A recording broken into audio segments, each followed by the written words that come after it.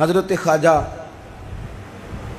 فخر جہاں دہلوی رحمۃ اللہ علیہ کہ سلسلہ چشت کے امام ہیں حضرت خواجہ فخر جہاں دہلوی رحمۃ اللہ علیہ، لیکن ان کے نام کے ساتھ حضرت مولانا لگتا ہے. کیا بول کے بتائیے؟ نہیں بولتے آپ. کیا لگتا ہے؟ یہ جو حضرت مولانا ہوتے ہیں یہی پیر ہوتے ہیں اصل میں. جی ناراض ہو گئے آپ لوگ؟ ہو گئے، وہ لگتا ہے مینوں. حضرت مولانا ہی پیر ہوتے ہیں. پیر کا کام ہے نا آپ کو دین بتائے، کہ صرف پھوکا والا پیر ہوں ہے. پیر کا کام ہے دین بتائے، تو جو ہر جمعے دین بتائے، جو کئی نسلوں کو قرآن پاک پڑھائے.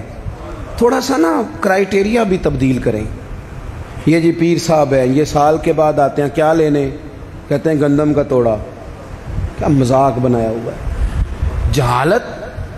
جہالت کا نام طریقت رکھ دی ہے.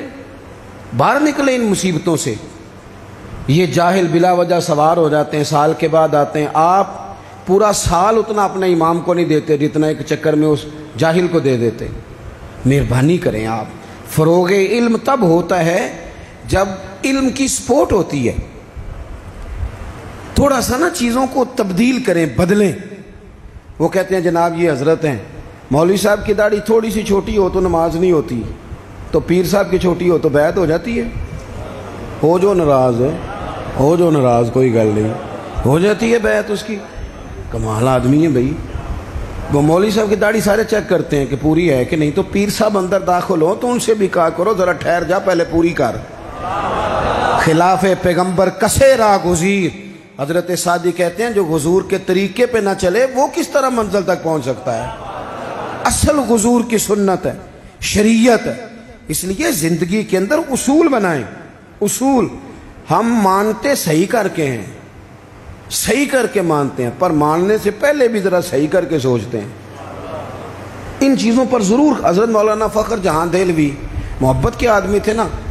اللہ تعالیٰ نے انہیں بڑا نوازا، ان کی محبت لوگوں کے دلوں میں بڑی بڑھنے لگ گئی. تو لوگ ذرا دھیان رکھتے ہیں کہ کس بندے کی آج کل واہ واہ زیادہ ہے.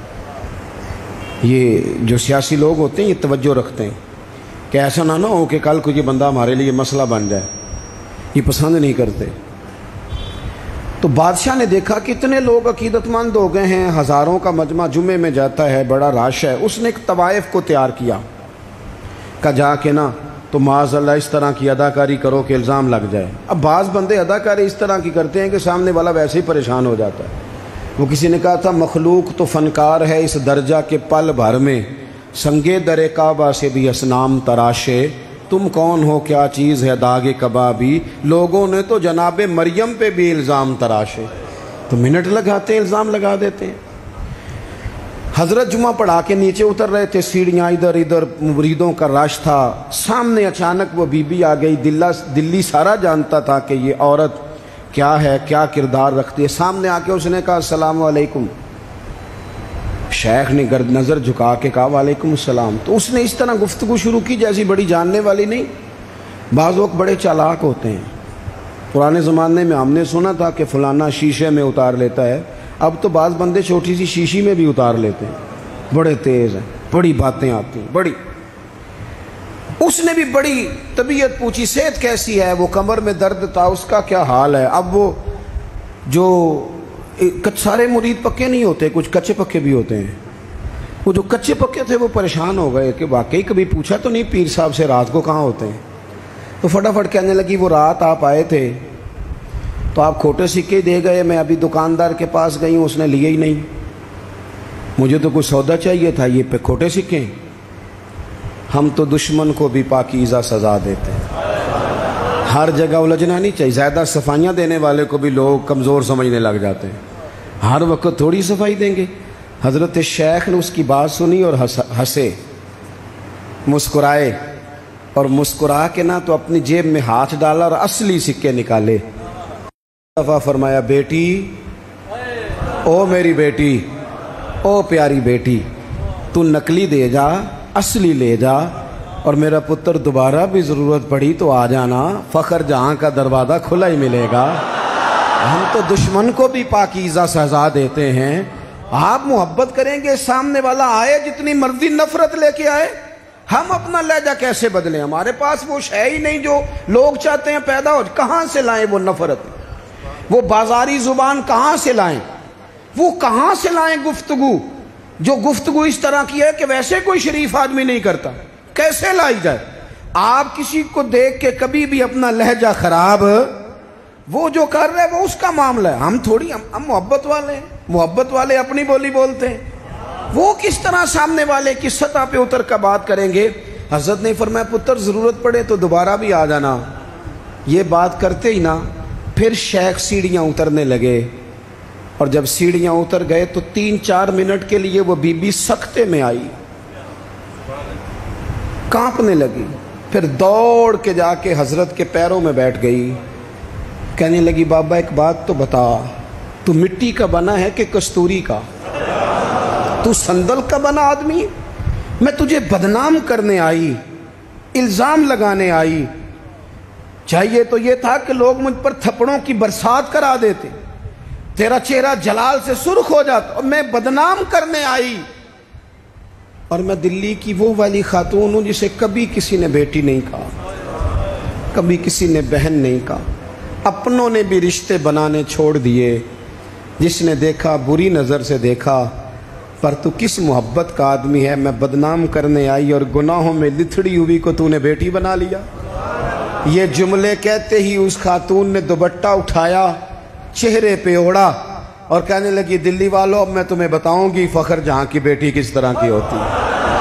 اب میں بتاؤں گی. آج کے بعد میرے مکان کو کوئی گانے باجے کی جگہ سمجھ کے نہ آنا، اسے میں نے مسجد بنا دیا ہے. قیامت تک مدینے والے کے نام کی اذانیں پڑی جائیں گی. مسجد کا ارادہ کر دیا ہے. اپنے سنیں جی، اپنے لہجوں میں محبت. سامنے والا وہ ہمارے ہاں نا 2-4 فلسفے بھی ہیں ہمارے. کچھ لوگ کہتے ہیں دکھ بڑے ہیں اس لیے میں سخت ہو گیا ہوں. دکھ بڑے ہیں پیر صاحب، آپ تو گاڑی میں بیٹھ کے آئے، عقیدت مندوں کا ہجوم ہے، پیار ہے. ہمارے پاس دکھ بڑے ہیں. تو میں کہتا ہوں آپ کو پتہ نہیں ہے نا، دکھ جس جگہ جاتے ہیں نا وہ رنگ ضرور بدلتے ہیں پر رہتے دکھ ہی ہیں. رہتے وہ ہر ایک کے پاس ہیں، اس لیے کہ دکھ پیارے بڑے ہیں نا. نبیوں رسولوں کے پاس بھی رہے ہیں، اور ہمارے درویشوں نے ہمیں سبق پڑھایا ہے کہ دکھ قبول محمد بخشا، بس راضی رہن پیارے. اگر وہ اس طرح خوش ہیں تو ہم بھی خوش ہیں. تو دکھ تو ہر بندے کو ہے. اب کیا بندہ ہنسنا چھوڑ دے؟ میں دکھی بڑا ہوں تو لہذا تلخ ہوں. او بھائی، نبی پاک صلی اللہ تعالی علیہ وسلم نے فرمایا ہے لوگوں سارے نبی ستائے گئے اور میں سب سے زیادہ ستایا گیا. آپ کبھی سیرت مبارکہ پڑھیں نا، ہجرت سے پہلے کیا حال ہے. کبھی کانٹے ہیں، کبھی پتھر ہیں، کبھی اوجڑیاں ہیں، کبھی طائف میں روڑیں. ہجرت کے بعد کیا حال ہے. کبھی بدر میں تلواریں، کبھی احد میں تلواریں، کبھی خندق میں تلواریں، کبھی منافقین کی سازشیں، کبھی کچھ کبھی کچھ. از اول تا آخر دکھ ہی دکھ. لیکن حضرت حارث بن عبداللہ رضی اللہ تعالیٰ عنہ فرماتے ہیں لوگوں میں نے اپنے کریم محبوب علیہ السلام کو جب بھی دیکھا ہے مسکراتے ہی دیکھا ہے، مسکراتے ہی دیکھا. اور میرے اعلیٰ حضرت فرماتے ہیں جس کی تسکین سے روتے ہوئے ہنس پڑے. حضور تو ہلکا سا مسکرا دینا تو جو بڑا رونے والا ہو وہ ہنس پڑتا ہے. اب یہاں سوال پیدا ہوتا تھا کہ پھر تو بڑا انتظار کرنا پڑتا ہوگا کہ حضور تسکین فرمائیں. فرماتے ہیں انتظار نہیں کرنا پڑتا، انتظار نہیں. یہ تبسم حضور کی عادت ہے. یہ حضور کی، یہ جو اعلیٰ حضرت کا سلام ہے نا، یہ تو پوری سیرت ہے حضور کی. فرماتے ہیں جس کی تسکین سے روتے ہوئے ہنس پڑیں اس تبسم کی عادت پہ لاکھوں سلام. یہ تو عادت ہے حضور کی تبسم فرماتے رہے.